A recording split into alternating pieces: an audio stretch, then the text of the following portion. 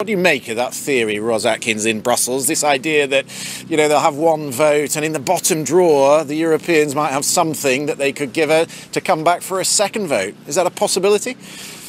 Well, look, anything's a possibility given the last couple of years, Christian. I think that would be reasonably difficult for the European Union, only because several of its most senior representatives, whether we're talking about Michel Barnier or in the terms of a member state leader like Angela Merkel, have said, well, actually, hold on, this deal in its current form is fair and balanced, to use Michel Barnier's phrase, or Angela Merkel has said she's very happy with it. So for them to actually return to it and offer the UK a significant shift, well, I'm not saying it's not possible, but it would need them to go back a little bit on what they've been saying in the last 48 hours. But never say never. There's been quite a few twists and turns. And Christian, you've been running us through the developments in Westminster. Let me quickly run everyone watching through what's been happening from the European Union side of things. Donald Tusk has confirmed there'll be a special Brexit summit on the 25th of November. We've heard from the French Prime Minister saying keep planning for no deal because he's worried about what's happening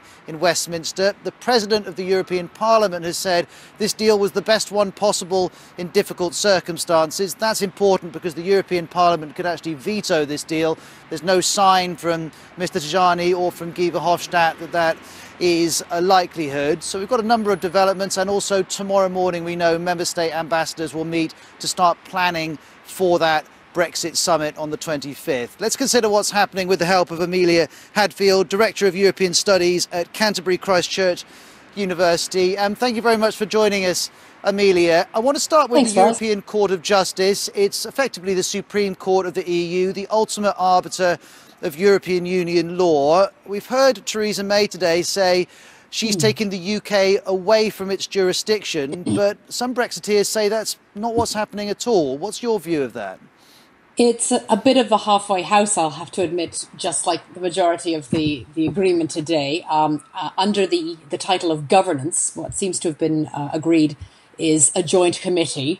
And I think the emphasis is on the word joint, obviously. So it's going to be a combination of two teams, Team European Union and Team UK. So representatives from both sides. I think it's 25 persons in total, and they're supposed to be willing and able to serve as members on an arbitration panel. And of course, arbitration panels are there when things go wrong. That's the reason for it. It's a sort of it's a stalemate breaker. 10 proposed by the UK, 10 proposed by the European Union, and then 5 by both sides to serve on the panel to deal with disputes. And that is the nature of the thing. What sorts of disputes are they going to be looking at? Be effectively trade disputes, or is it going to be alignment-related disputes with regards to financial services in the City of London? People sitting on this board are going to be hopefully independent, beyond doubt, possessing the relevant qualifications. So it's sort of it's a court within a court, if you like that, the sort of club within a club.